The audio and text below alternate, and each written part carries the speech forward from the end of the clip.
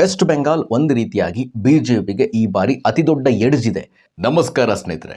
ಪಂಚರಾಜ್ಯಗಳಲ್ಲಿ ಚುನಾವಣಾ ಕಾವು ಪ್ರತಿನಿತ್ಯ ಕಾವೇರ್ತಾ ಇದೆ.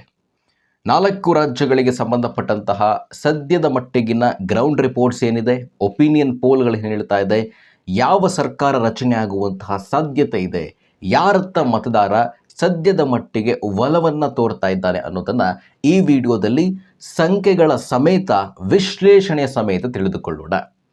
ಮೊದಲಿಗೆ ಅಸ್ಸಾಂನತ್ತ ಹೋಗೋದೇ ಆದರೆ ಸ್ನೇಹಿತರೆ, ಅಸ್ಸಾಂನಲ್ಲಿ ಒಟ್ಟಾರೆಯಾಗಿ 126 ಕ್ಷೇತ್ರಗಳಿದೆ, 63 ಮ್ಯಾಜಿಕ್ ನಂಬರ್. ಸತತವಾಗಿ 1 ದಶಕದಿಂದ ಬಿಜೆಪಿಯ ಭದ್ರಕೋಟೆಯಾಗಿ ಪರಿಣಮಿಸಿದೆ.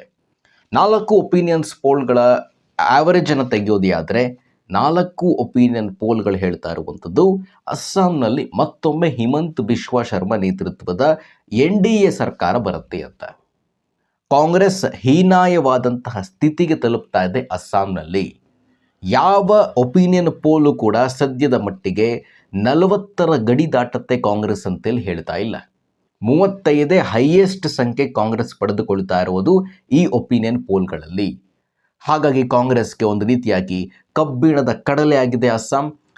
ತನ್ನತ್ತ ಇದ್ದಂತಹ ನಾಯಕರು ಬಹುತೇಕವಾಗಿ ಪ್ರಮುಖ ಪ್ರಭಾವಿ ನಾಯಕರೆಲ್ಲರೂ ಕೂಡ ಬಿಜೆಪಿಗೆ ಶಿಫ್ಟ್ ಆಗಿದ್ದಾರೆ. ಅದರಿಂದಾಗಿ ಅಸ್ಸಾಂನತ್ತ ಒಂದು ಕನ್ಕ್ಲೂಷನ್ಗೆ ಬರ್ಬೋದು. 4 ಒಪಿನಿಯನ್ ಪೋಲ್ ಬಿಜೆಪಿ ಶತಕವನ್ನು ಬಾರಿಸುತ್ತೆ, ಅಂದರೆ NDA ಮೈತ್ರಿಕೂಟ ಶತಕದತ್ತ ಹೋಗುತ್ತೆ ಅಂತೇಳಿ ಹೇಳ್ತಾ ಇರೋದ್ರಿಂದ ಅಸ್ಸಾಂನಲ್ಲಿ ಮತ್ತೊಮ್ಮೆ ಹಿಮಂತ್ ಬಿಶ್ವಾ ಶರ್ಮಾ ಸರ್ಕಾರ ಬರೋದಂತೂ ಖಚಿತ ಅಂತೇಳಿ ಹೇಳ್ಬೋದು. ಒಂದು ರೀತಿಯಾಗಿ ಯೋಗಿ ಆದಿತ್ಯನಾಥ್ ನಂತರ ಹಿಂದೂ ಫೈರ್ ಬ್ರ್ಯಾಂಡ್ ಆಗಿ ಪರಿಣಮಿಸ್ತಾ ಇರೋದು ಹಿಮಂತ್ ಬಿಶ್ವಾ ಶರ್ಮಾ. ಅಸ್ಸಾಂ ಮತ್ತೊಮ್ಮೆ NDA ಮೈತ್ರಿಕೂಟಕ್ಕೆ.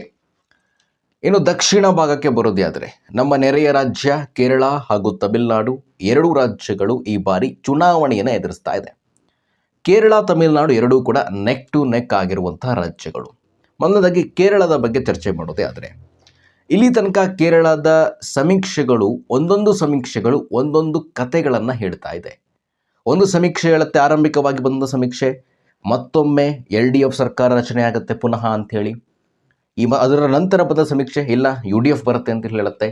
3ನೇ ಸಮೀಕ್ಷೆ ಒಂದು ರೀತಿಯಾಗಿ ಪಿಕ್ಚರನ್ನು ಕೊಟ್ಟಿದೆ, ಸ್ಯಾಂಪಲ್ ಸೈಜನ್ನು ದೊಡ್ಡ ಮಟ್ಟಿಗೆ ಪರಿಗಣಿಸಿ ಜೊತೆಗೆ ಕ್ಷೇತ್ರವಾರುಗಳ ವಿವರಣೆ ಸಹ ಕೊಟ್ಟಿದೆ. ಹಾಗಾಗಿ 3ನೇ ಸಮೀಕ್ಷೆ ಅಂದರೆ ಅಲ್ಲಿನ ಸ್ಥಳೀಯ ಮಾಧ್ಯಮ ಸಂಸ್ಥೆ ಫೋರಂ ಚಾನೆಲ್ ಮಾಡಿರುವಂಥ ಸಮೀಕ್ಷೆಯಲ್ಲಿ 42,000 ಸ್ಯಾಂಪಲ್ ಸೈಜನ್ನು ಅವರು ಪರಿಗಣಿಸಿದ್ದಾರೆ. ಅಂದರೆ ಒಂದು ರೀತಿಯಾಗಿ ದೊಡ್ಡ ಮಟ್ಟಿಗಿನ ಸ್ಯಾಂಪಲ್ ಸೈಜ್. ಮೊದಲಾಗಿ BJP ಕಡೆ ನೋಡೋದೇ ಆದರೆ ಕೇರಳದಲ್ಲಿ BJPಗೆ ನೆಲೆ ಅಂತೂ ಖಂಡಿತ ಇಲ್ಲ. ಈ ಕಳೆದ ಲೋಕಲ್ ಬಾಡಿ ಎಲೆಕ್ಷನಲ್ಲಿ BJP ತಿರುವನಂತಪುರಂ ಗೆದ್ದ ನಂತರ ಒಂದು ಹೊಸ ಹುರುಪಿನಲ್ಲಿ ಕಾಣಿಸ್ತಾ ಇದೆ. ಅದರಿಂದಾಗಿ BJPಯ ಸಂಖ್ಯೆಗಳು ಈ ಬಾರಿ ಕಾಣಿಸಿಕೊಳ್ಳಬಹುದು ಅಂತೇಳಿ ಸಮೀಕ್ಷೆ ಹೇಳ್ತಾ ಇದೆ.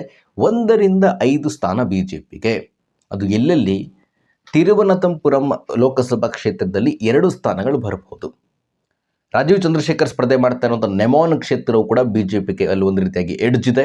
ಹಾಗಾಗಿ ಅಲ್ಲಿ BJP ಬರುವಂಥ ಸಾಧ್ಯತೆ ಇದೆ. ಕಳೆದ 24ರ ಚುನಾವಣೆಯಲ್ಲಿ ಶಶಿ ತರೂರ್ ವಿರುದ್ಧ ರಾಜೀವ್ ಚಂದ್ರಶೇಖರ್ ಕಡಿಮೆ ಅಂತರದಲ್ಲಿ ಸೋತಿದ್ರು. ಇನ್ನು ತ್ರಿಶೂರದಲ್ಲೂ ಕೂಡ BJPಗೆ ಎಡ್ಜ್ ಒಂದು ರೀತಿ ಕಾಣಿಸ್ತಾ ಇದೆ. ಇನ್ನು ಮಂಜೇಶ್ವರ ನೆಕ್ ಟು ನೆಕ್ ಆಗಿ ಸದ್ಯದ ಮಟ್ಟಿಗೆ ಕಂಡು ಬರ್ತಾ ಇದೆ. BJP ಕಡೆ ವಾಲಿದ್ರು ಕೂಡ ಆಶ್ಚರ್ಯ ಪಡುವಂತಿಲ್ಲ. ಹಾಗಾಗಿ 1ರಿಂದ 5 ಸ್ಥಾನಗಳನ್ನು BJPಗೆ ಮನೋರಮ್ ಕೊಡ್ತಾ ಇದೆ. ಇನ್ನು LDF UDF ನಡುವೆ ನೋಡೋದೇ ಆದರೆ ನೇರವಾಗಿ ಹೇಳ್ತಾ ಇರೋರು UDF ಅಧಿಕಾರದ ಚುಕ್ಕಾಣಿಯನ್ನು ಹಿಡಿಯುತ್ತೆ, 80ರ ಗಡಿಯನ್ನು ದಾಟತ್ತೆ UDF ಅಂತ, 81ರ ಸ್ಥಾನವನ್ನು ಪಡೆದುಕೊಳ್ಳುತ್ತೆ UDF ಅಂತ. ಅಂದರೆ 71 ಮ್ಯಾಜಿಕ್ ನಂಬರಲ್ಲಿ ಮ್ಯಾಜಿಕ್ ನಂಬರ್ಗೆ ಬೇಕಾಗಿರುವಂಥ ಸಂಖ್ಯೆಗೂ 10 ಸಂಖ್ಯೆ ಹೆಚ್ಚಾಗಿ ಪಡೆಯುತ್ತೆ ಅಂತ ಮನೋರಮ್ ಅಲ್ಲಿನ ಲೋಕಲ್ ಸುದ್ದಿವಾಹಿನಿ ಬಹು ವಿಶ್ವಾಸಾರ್ಹತೆ ಸಮೀಕ್ಷೆಯನ್ನು ಕೊಡ್ತಾರೆ. ಹಾಗಾಗಿ ಇದೊಂದು ಸಮೀಕ್ಷೆ ನೋಡೇ ನಾವು ಕನ್ಕ್ಲೂಷನ್ಗೆ ಬರ್ಬೋದು. ಸದ್ಯದ ಮಟ್ಟಿಗೆ ಆ್ಯಂಟಿ ಇನ್ಕಂಬೆನ್ಸಿ ಅಲ್ಲ ಎಲ್ಲವೂ ಕೂಡ ಪಿಣರಾಯಿ ವಿಜಯನ್ ಸರ್ಕಾರವನ್ನು ಕಾಡ್ತಾ ಇದೆ. ಕೇರಳದಲ್ಲಿ UDF ಅಂದರೆ ಕಾಂಗ್ರೆಸ್ ನೇತೃತ್ವ ಮೈತ್ರಿ ಸರ್ಕಾರ ಬರಬಹುದು ಅಂತೇಳಿ ಸಮೀಕ್ಷೆ ಹೇಳ್ತಾ ಇದೆ. ಇನ್ನು ತಮಿಳುನಾಡತ್ತ ಹೋಗೋಣ. ತಮಿಳುನಾಡಿನಲ್ಲೂ ಕೂಡ DMK AIADMK ನೇರ ಹಣಾಹಣಿ. ಆರಂಭಿಕವಾಗಿ ಮೊದಲ ಸಮೀಕ್ಷೆ ಹೇಳ್ತಾ ಇತ್ತು AIADMK ಬರುತ್ತೆ, BJP ಮೈತ್ರಿಕೂಟ ಅಧಿಕಾರದ ಚುಕ್ಕಾಣಿಯನ್ನು ಹಿಡಿಯುತ್ತೆ ಅಂತ. 2ನೇ ಸಮೀಕ್ಷೆ ಬಂತು. 2ನೇ ಸಮೀಕ್ಷೆ ಹೇಳ್ತಾ ಇತ್ತು ಇಲ್ಲ ನೆಕ್ ಟು ನೆಕ್ ಅಂತೂ ಖಂಡಿತವಾಗಿರುತ್ತೆ, ಆದರೆ ಕೂದಲೆಳೆಯ ಅಂತರದಲ್ಲಿ ಮತ್ತೊಮ್ಮೆ DMK ಸರ್ಕಾರ ಬರುತ್ತೆ ಅಂತ. 3ನೇ ಸಮೀಕ್ಷೆ ಅದು ಸಿ ವೋಟರ್ ಕೊಟ್ಟರಲ್ಲ ಸಮೀಕ್ಷೆ, ಆ ಸಮೀಕ್ಷೆಯಲ್ಲಿ ತಮಿಳುನಾಡಿನ ವಿಚಾರಕ್ಕೆ ಬರೋದೇ ಆದರೆ ನೆಕ್ ಟು ನೆಕ್ ಅಂತೂ ಇರುತ್ತೆ. 124 ಹೈಯೆಸ್ಟ್ ಸಂಖ್ಯೆ ಎರಡೂ ಮೈತ್ರಿಕೂಟಕ್ಕೂ ಕೂಡ ಇವರು ಕೊಡ್ತಾ ಇರುವಂಥದ್ದು. 118 ಮ್ಯಾಜಿಕ್ ನಂಬರ್ ತಮಿಳುನಾಡಿನಲ್ಲಿ. ಹಾಗಾಗಿ ತಮಿಳುನಾಡು ಇವರ ಪ್ರಕಾರ ಹಂಗ್ ಅಸೆಂಬ್ಲಿ ಅಂದರೆ ಅತಂತ್ರ ವಿಧಾನಸಭೆ ನಿರ್ಮಾಣವಾದರೂ ಕೂಡ ಆಶ್ಚರ್ಯ ಪಡುವಂತಿಲ್ಲ ಅಂತ. ಇಲ್ಲಿ ತಮಿಳುನಾಡಿನಲ್ಲಿ ಗೇಮ್ ಚೇಂಜರ್ ಆಗುವಂಥದ್ದು TVK. ಚೆನ್ನೈನಲ್ಲಿ ಅವರು ಸ್ಥಾನವನ್ನು ಪಡೆದುಕೊಳ್ತಾ ಇದ್ದಾರೆ, ದಕ್ಷಿಣ ತಮಿಳುನಾಡಿನಲ್ಲಿ ಸ್ಥಾನವನ್ನು ಪಡೆದುಕೊಳ್ತಾ ಇದ್ದಾರೆ. ಇವೆರಡು ಕ್ಷೇತ್ರಗಳಲ್ಲಿ ಅವರು ಸ್ಥಾನಗಳನ್ನು ಹೆಚ್ಚುಗೊಳಿಸ್ತಾ ಇದ್ದಾರೆ. 10ರ ಸಂಖ್ಯೆಗೆ ಕೂಡ ಅವರು ಬಂದು ನಿಲ್ಬೋದು ಅಂತ ಸಮೀಕ್ಷೆ ಹೇಳ್ತಾ ಇದೆ. ತಮಿಳುನಾಡು ಸದ್ಯದ ಮಟ್ಟಿಗೆ ಅನ್ಪ್ರೆಡಿಕ್ಟೇಬಲ್ ಅಂತೇಳಿ ಅನಿಸುತ್ತೆ. ಇನ್ನು ಕೆಲವೊಂದಿಷ್ಟು ದಿನ ಹೋಗಬೇಕು. BJPಯಿಂದ ಟಿಕೆಟ್ಗಳು ಅನೌನ್ಸ್ ಆಗಿದೆ, ಅಣ್ಣಾಮಲೈ ಅವರಿಗೆ ಟಿಕೆಟ್ ಕೈ ತಪ್ಪಿದೆ. ಇವೆಲ್ಲವನ್ನು ಕೂಡ ಗಮನಿಸೋದಾದರೆ ಅಧಿಕಾರದ ಚುಕ್ಕಾಣಿಯನ್ನು ಹಿಡಿಲಿಕ್ಕೆ ಏನೇನು ತಂತ್ರ ಬೇಕು ಅದನ್ನು AIADMK ಮಾಡ್ತಾ ಇದೆ. DMK ಒಂದು ರೀತಿಯಾಗಿ ಆ್ಯಂಟಿ ಇನ್ಕಂಬೆನ್ಸಿ ಅಲೆ ಇದೆ, ಹಿಂದೂ ವಿರೋಧಿ ಅಲೆ ಇದೆ. ಅದನ್ನೆಲ್ಲವನ್ನು ಕೂಡ ಬ್ಯಾಲೆನ್ಸ್ಡ್ ಆಗಿ DMK ಇಲ್ಲಿಯ ತನಕ ನಿರ್ವಹಿಸಿಕೊಂಡು ಬಂದಿದೆ. ಅದರಿಂದಾಗಿ ತಮಿಳುನಾಡಿನಲ್ಲಿ 2:1 ಅಂತ ಸಮೀಕ್ಷೆ ಹೇಳ್ತಾ ಇರುತ್ತೆ. ಅಂದರೆ 2 ಸಮೀಕ್ಷೆಗಳು NDA ಮೈತ್ರಿಕೂಟ ಅಂದರೆ AIADMK ಬರ್ಬೋದು, ಒಂದು ಸಮೀಕ್ಷೆ DMK ಬರ್ಬೋದು ಅಂತ. ನೇರ ಹಣಾಹಣಿ ಬಹು ಕುತೂಹಲವನ್ನಕ್ಕೆ ಕಾರಣ ಆಗುತ್ತೆ ಈ ತಮಿಳುನಾಡು ರಣಕಣ ಈ ಬಾರಿ. ಹಾಗಾಗಿ ತಮಿಳುನಾಡು ವೇಟ್ ಆ್ಯಂಡ್ ವಾಚ್ ಅಂತೇಳಿ ಹೇಳ್ಬೋದು. ಇನ್ನಷ್ಟು ಸಮೀಕ್ಷೆಗಳು ಬಂದರೆ ಸ್ಟಿಲ್ ನಮಗೆ ಎಕ್ಸಿಟ್ ಪೋಲ್ ತನಕ ಏನೋ ಗೊತ್ತಾಗಲ್ಲ. ಏಪ್ರಿಲ್ 9ಕ್ಕೆ ಮೊದಲ ಫೇಸ್ ಎಲೆಕ್ಷನ್ ನಮಗೆ ಅಸ್ಸಾಂನಲ್ಲಿ ನಡೆದರೆ ಏಪ್ರಿಲ್ ಕೊನೆ ವಾರಕ್ಕೆ ನಮಗೆ ನಡೆಯುವಂಥದ್ದು ತಮಿಳುನಾಡಿನಲ್ಲಿ. ಇನ್ನೂ ಸುಮಾರು ದಿನಗಳು ಬಾಕಿ ಇದೆ ತಮಿಳುನಾಡು ವಿಚಾರಕ್ಕೆ ಸಂಬಂಧಪಟ್ಟಂತೆ. ಅಲ್ಲಿಯ ತನಕ ಏನು ಬೆಳವಣಿಗೆ ಆಗುತ್ತೆ ಅಂಥೇಳಿ ತಮಿಳುನಾಡು ವಿಚಾರಕ್ಕೆ ಕಾದು ನೋಡಬೇಕು.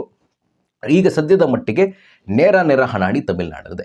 ಕೇರಳದಲ್ಲಿ ಹೇಳ್ಬೋದು ನಾವು ಸದ್ಯದ ಮಟ್ಟಿಗೆ UDF ಮೇಲುಗೈನ ಸಾಧಿಸಿದೆ ಅಂತ. ತಮಿಳುನಾಡಿನಲ್ಲಿ ಆ ರೀತಿ ಹೇಳಲಿಕ್ಕೆ ಸಾಧ್ಯ ಇಲ್ಲ. ಇನ್ನು ಮುಂದಿನ ರಾಜ್ಯ ಬಹು ಕುತೂಹಲಕ್ಕೆ ಕಾರಣವಾಗಿರುವಂತಹ ರಾಜ್ಯ ಪಶ್ಚಿಮ ಬಂಗಾಳ. ಪಶ್ಚಿಮ ಬಂಗಾಳದಲ್ಲಿ BJP ಟಫ್ ಫೈಟನ್ನು ಕೊಡ್ತಾ ಇದ್ದರೆ ಮಮತಾ ಬ್ಯಾನರ್ಜಿ ಕುಗ್ಗುವ ಮಾತೇ ಇಲ್ಲ ಅಂತೇಳಿ ಹೇಳ್ತಾ ಇದ್ದಾರೆ. ಮಮತಾ ಬ್ಯಾನರ್ಜಿಗಳ ಸಂಖ್ಯೆಗಳು 215 ಇದೆ ಸದ್ಯದ ಮಟ್ಟಿಗೆ. ಆ ಸಂಖ್ಯೆಗಳು ಕಡಿಮೆ ಆಗಬಹುದೇ ಹೊರತು ಅಧಿಕಾರದಿಂದ ಮಮತಾ ವಂಚಿತರಾಗೋದಿಲ್ಲ ಅಂಥೇಳಿ ಸಮೀಕ್ಷೆಗಳು ಹೇಳ್ತಾ ಇದೆ.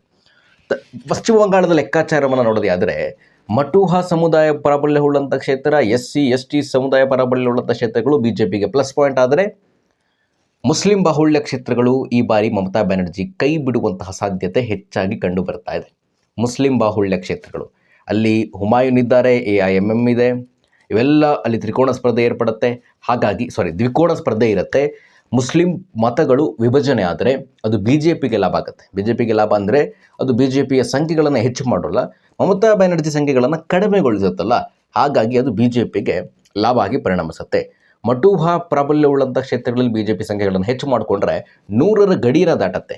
ಇನ್ನುಳಿದ 48 ಕ್ಷೇತ್ರಗಳು BJP ಎಲ್ಲಿ ಗೇನ್ ಮಾಡಿಕೊಳ್ಳುತ್ತೆ ಅನ್ನುವಂಥದ್ದೇ. ಸದ್ಯಕ್ಕೆ ಬಂದಂಥ ಸಮೀಕ್ಷೆಗಳು ಆರಂಭಿಕವಾಗಿ 180ರ ಹತ್ತಿರ ಮಮತಾ ಬ್ಯಾನರ್ಜಿ TMC ತೆಗೆದುಕೊಳ್ತಾ ಇತ್ತು. ಆದರೆ ನಿಧಾನವಾಗಿ 170ರ ಒಳಗಡೆ ಬರ್ತಾ ಇದೆ. BJP ಸಂಖ್ಯೆ 120ರ ಹತ್ರ ಹೋಗ್ತಾ ಇದೆ.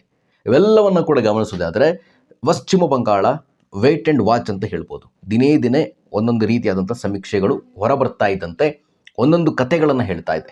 ಪಶ್ಚಿಮ ಬಂಗಾಳ ಅಂತೂ ಏನು BJP ಕೈ ಬಿಟ್ಟರೆ ಮತದಾರ ಅಂತ ಹೇಳಲಿಕ್ಕೆ ಸಾಧ್ಯ ಇಲ್ಲ.